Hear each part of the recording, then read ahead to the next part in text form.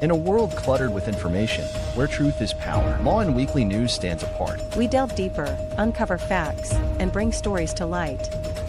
From political showdowns and economic triumphs to the pulse of the street and the heart of the community. We capture the moments that define us, stories that challenge, inspire, and transform. Tune in live Sundays 8 a.m. Central Standard Time and Sundays 6 p.m. Central Standard Time.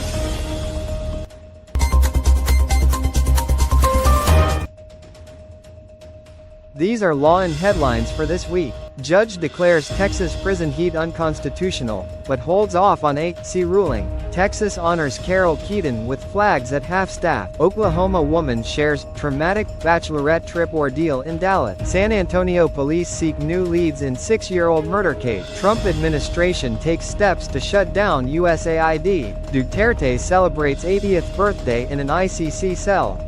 Gunther Sales, Governor Greg Abbott talked Filipino-American contributions. Marcos celebrates Alex Ila's amazing, historic run at 2025 Miami Open. Lisa Longa to star as villain in The Cleaning Lady, Season 4.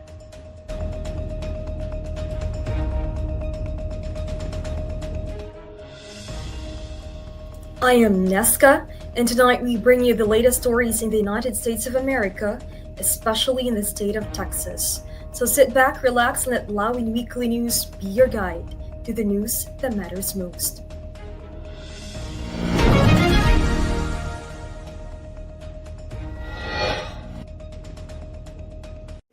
A federal judge in Texas ruled that the extreme heat in state prisons is unconstitutional, according to a lawsuit brought by inmates, yet no immediate enforcement to install air conditioning has been ordered. Judge Robert Pittman said the plaintiffs, inmates who took legal action against the state, have a strong chance of winning their case. Pittman's decision emphasized the health risks faced by inmates due to high temperatures within the prison facilities.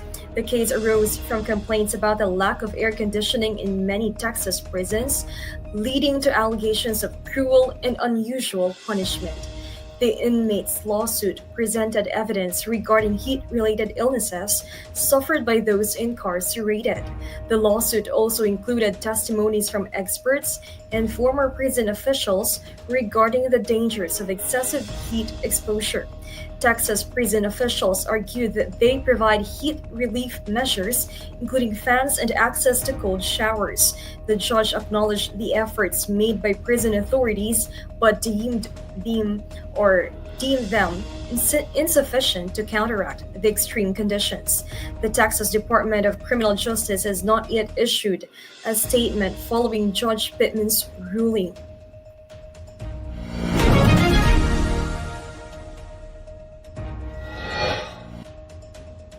A Texas House committee has unanimously rejected House Bill 274, which proposed to establish a District of Austin under state control.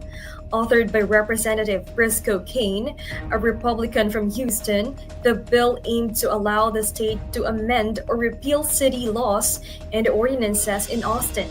The House State Affairs Committee voted 0-11 against the measure, effectively halting its progress. The proposal intended to create a governmental entity named the District of Austin to serve as the seat of state government. The bill would have granted the state authority over local laws, policies, and ordinances within the city. Representative Cain, the bill's sponsor, introduced the legislation with concerns about Austin's governance and its ability to manage issues like violent crime. He defended the bill during the committee hearing, stating it was necessary for holding Austin accountable to state standards.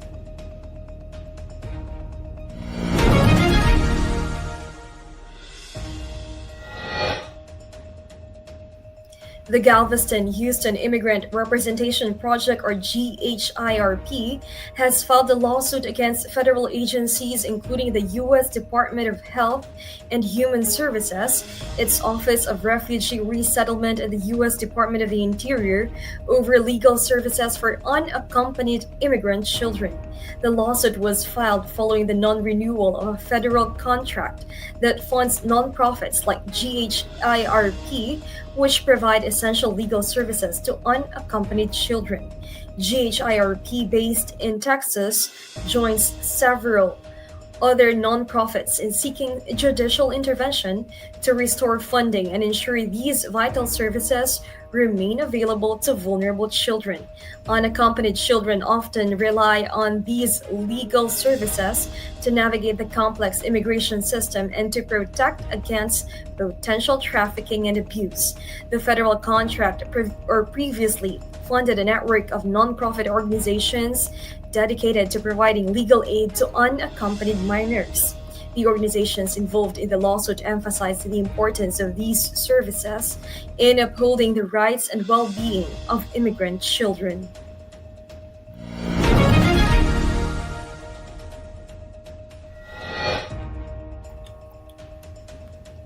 Flags were lowered to half-staff across Texas to honor Carol Keaton, a notable public servant who passed away recently. Governor Greg Abbott issued the order for the flags to be flown at half-staff to pay tribute to Keaton's contributions to the state.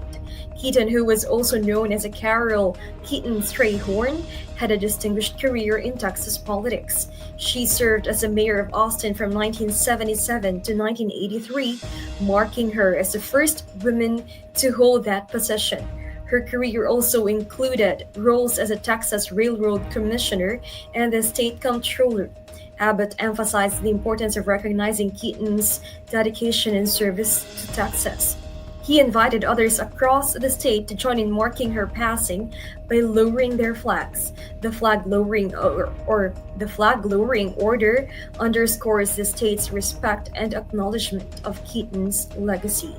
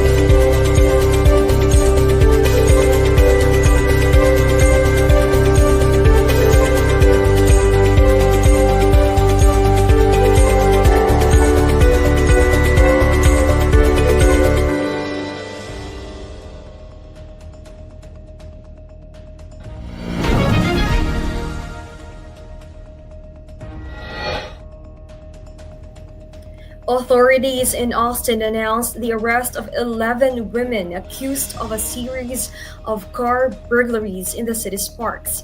The Austin Police Department, or APD, identified a pattern in the thefts, leading to a focused investigation on suspects operating in these public areas. Police officials noted that the suspects targeted vehicles parked in secluded spots within the parks. The women were apprehended during a coordinated operation involving multiple units, including burglary details and surveillance teams. Police detained the suspects after they were allegedly caught in the act of breaking into a vehicle at a local park. Detective Mark Johnson of the APD stated that the suspects used sophisticated methods, including tools to bypass car locks.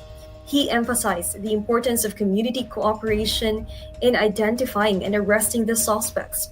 Investigators are continuing to examine the evidence and interrogate the suspects to uncover additional details about their operation.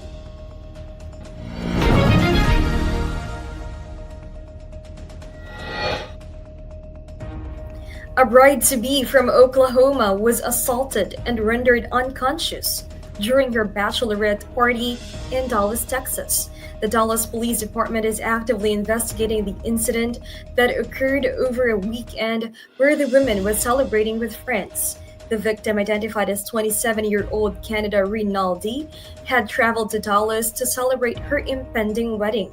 The celebration, however, turned tragic when an unknown assailant attacked her outside a club in the Deep Ellum neighborhood, a popular entertainment district in this city. The police report indicates that the attack happened late last night as Rinaldi and her friends were enjoying their outing.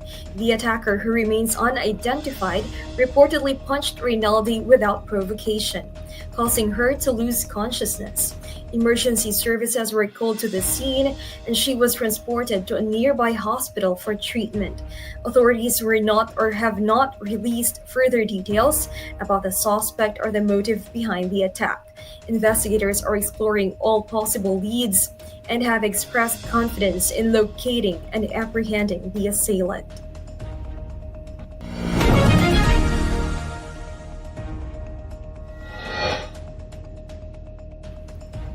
The San Antonio Police Department is continuing its investigation into the unsolved murder of 25-year-old Oscar Allen Thompson, who was shot in the head 6 years ago while driving a friend home on the west side of San Antonio. Authorities report that Thompson was shot by a passing vehicle and the case remains open. Detectives are actively seeking new information to help solve the crime, with the San Antonio Police Department reaffirming its commitment to bringing justice to Thompson and his family. Investigators are working to gather new leads or evidence that may have surfaced over the years. They are hopeful that someone with knowledge of the incident will come forward. The police department has urged the public to assist in the investigation by providing any relevant information. A $100,000 reward is being offered for information that leads to an arrest and conviction in the case. This reward aims to encourage individuals with knowledge of the crime to share their information with authorities. The San Antonio Police Department has emphasized the importance of community involvement in solving cases like this, underscoring the role citizens play in providing tips and information that can lead to breakthroughs.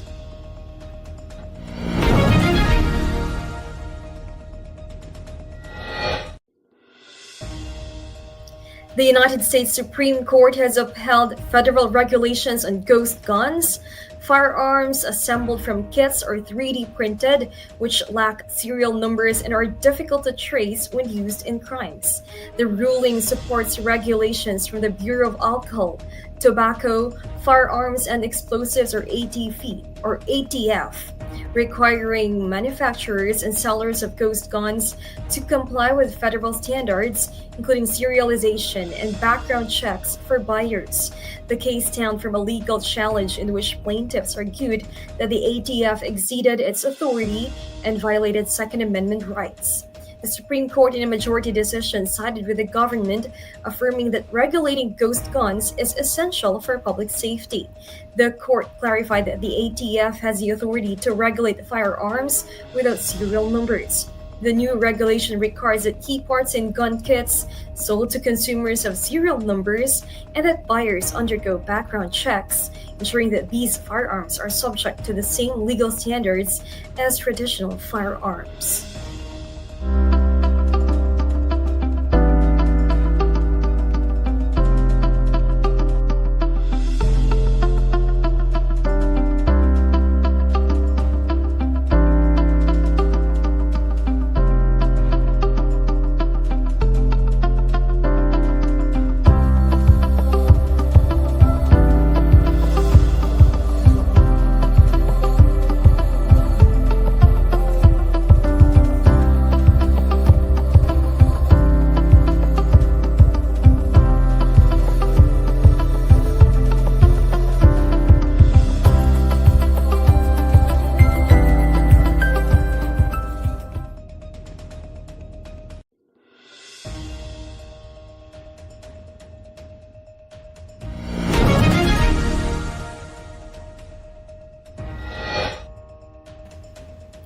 The Trump administration announced on Friday its plan to close the United States Agency for International Development, or USAID, as part of efforts to reduce foreign aid spending. The Department of State and USAID informed Congress of their intention to reorganize the agency, a move that has sparked significant criticism.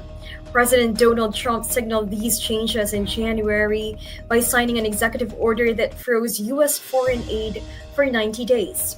Since then, the administration has sought to dismantle U.S. aid by eliminating 5,800 of the agency's 6,200 multi-year contract awards, resulting in a $54 billion cut. Administration officials have also discussed placing U.S. aid under the authority of the State Department, raising concerns about the future of the agency. The proposed cuts are expected to impact regions like the Middle East and North Africa.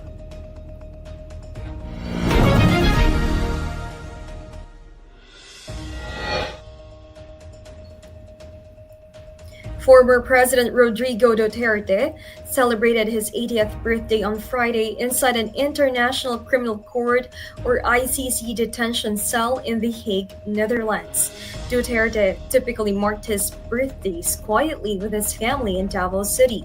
This year, his birthday celebration occurred in solitary confinement due to his detention by the ICC. Duterte's supporters organized rallies and prayers advocating for his return to the Philippines. The ICC detained Duterte as part of ongoing investigations into his administration's anti-drug campaign. The former president has denied all accusations related to the ICC investigation.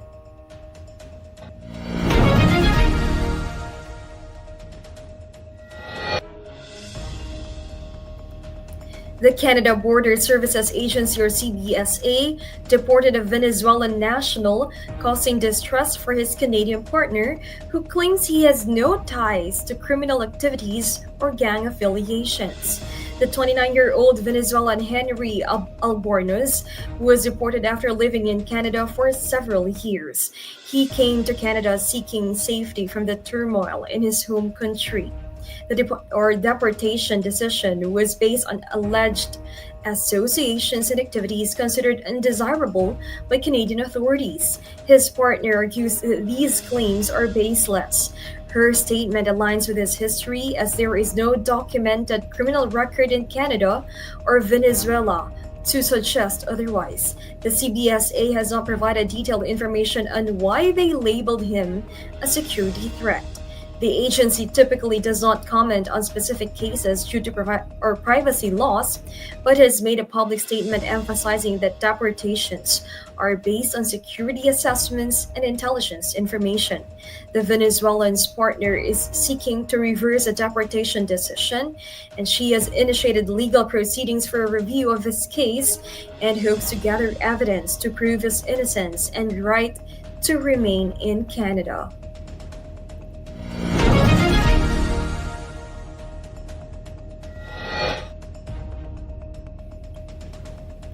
Consul General Gunther Salas met with the Texas Governor Greg Abbott at a reception organized by the Office of the Governor on March 24 in Austin. The two discussed Texas international relations and the role of the Filipino-American community in the state's economy and development. Salas outlined the contributions of the Filipino-American and Filipino diaspora to Texas growth and diversity. He noted that the Filipino community is one of the largest in the state. Abbott focused on areas for future international collaboration, including space exploration, artificial intelligence, semiconductors, and energy. He mentioned Texas' position in these sectors. The reception followed an educational forum for members of the Texas Consular Corps, where officials from the Office of the Governor discussed the state's socio-economic achievements and programs. Among the speakers were Jane Nelson, Secretary of State Adriana Cruz, the Executive Director of Texas Economic Development and Tourism, and Aaron Demerson, President and CEO of the Texas Economic Development Corporation. Tune into Legal Treats with attorney Eileen Ligote Dizon every Friday 6:30 p.m. Central Time. Get your weekly dose of legal knowledge, especially on family matters like divorce, child custody, child support, estate planning, probate and immigration. Engage in discussion by posting your questions or comments during the show. See you this Friday at 6:30 p.m. Central Time. That would be Saturday at 7:30 a.m. Philippines. Don't miss out.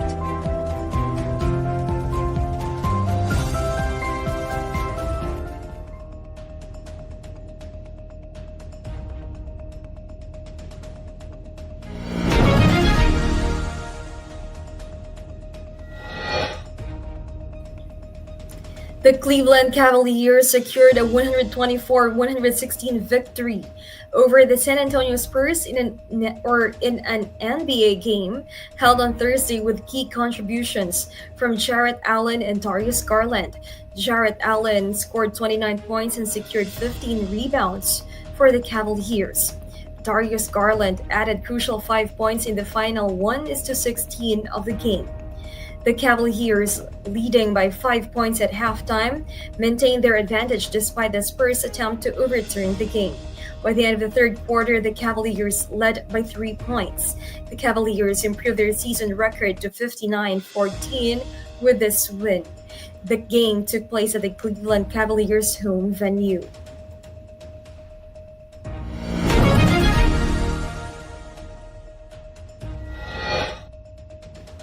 Philippine President Ferdinand Marcos Jr. on Saturday praised Alexandra Ayala for her historic performance at the 2025 Miami Open. Ayala, a Filipino tennis player, became the first from her country to reach the semifinals of a WTA 1000 event. She entered the competition or the tournament as a wild card and began ranked 140th.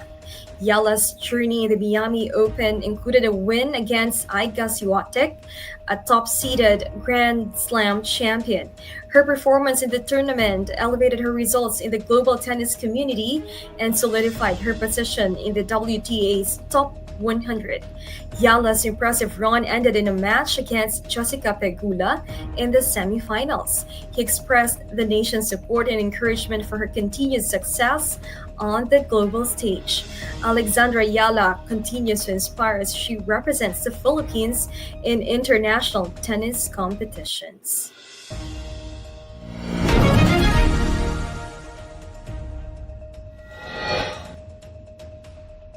Selena Quintanilla, the iconic queen of Tejano music, was posthumously honored with a Lifetime Achievement Award at the 2021 Grammy Awards on March 14. Selena, who died at the age of 23, left an indelible mark on the music world. In 1994, her album Live won a Grammy Award for Best Mexican-American Album, making her the first female Tejano artist to receive the honor. During the Grammy ceremony, Selena's family shared memories of her first Grammy experience. Her widower, Chris Perez, expressed pride of her accomplishments and reflected on the lasting influence she continues to have on her fans around the world. Selena's music continues to resonate across cultural boundaries. The Lifetime Achievement Award serves as a recognition of her enduring impact on the music industry and her lasting legacy.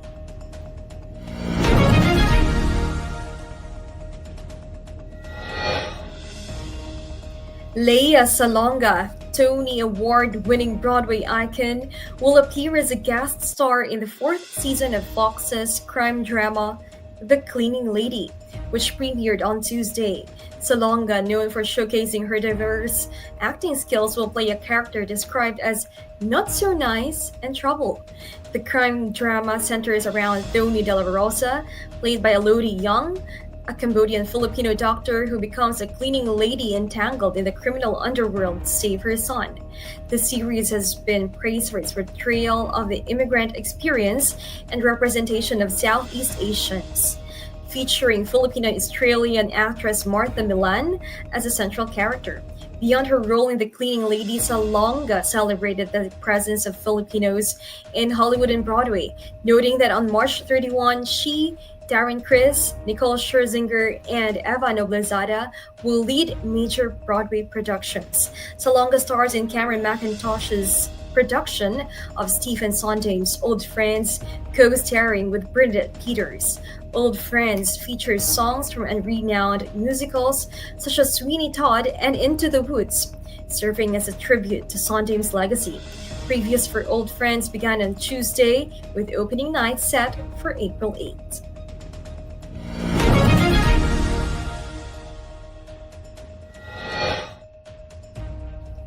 As we brace ourselves for the upcoming weather changes, let's dive into what you can expect day by day. Whether you're planning outdoor activities or just preparing for the week, we've got you covered with the most accurate forecast. Stay tuned with us as we take a closer look at the weather patterns that will impact our region. Remember, here at Lawin Weekly News, we bring you the clearest skies to the stormiest forecasts. Here's the weather forecast from March 23rd to March 29th in Houston, Texas. On March 30th, Sunday, the highest temperature is 75 degrees Fahrenheit, 24 degrees Celsius, with a low of 64 degrees Fahrenheit, 18 degrees Celsius. Expect partly cloudy skies throughout the day. On March 31st, Monday, the highest temperature is 77 degrees Fahrenheit, 25 degrees Celsius, with a low of 68 degrees Fahrenheit, 20 degrees Celsius. Anticipate rainy conditions. On April 1st, Tuesday, the highest temperature is 75 degrees Fahrenheit, 24 degrees Celsius, with a low of 68 degrees Fahrenheit, 20 degrees Celsius. The day will be partly cloudy. On April 2nd, Wednesday, the highest temperature is 75 degrees Fahrenheit, 24 degrees Celsius, with a low of 66 degrees Fahrenheit, 19 degrees Celsius. Expect partly cloudy conditions. On April 3rd, Thursday, the highest temperature is 72 degrees Fahrenheit, 22 degrees Celsius, with a low of 64 degrees Fahrenheit, 18 degrees Celsius. Anticipate clear skies throughout the day. On April 4th, Friday, the highest temperature is 73 degrees Fahrenheit, 23 degrees Celsius, with a low of 61 degrees Fahrenheit, 16 degrees Celsius. Expect rainy conditions. On April 5th, Saturday, the highest temperature is 77 degrees Fahrenheit, 25 degrees Celsius, with a low of 63 degrees Fahrenheit, 17 degrees Celsius. The day will be partly cloudy.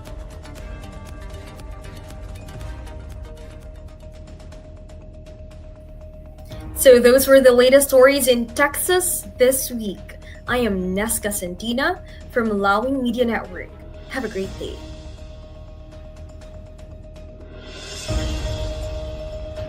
Lawin Weekly News. Tune in live Sundays 8 a.m. Central Standard Time and Sundays 6 p.m. Central Standard Time. Lawin Weekly News.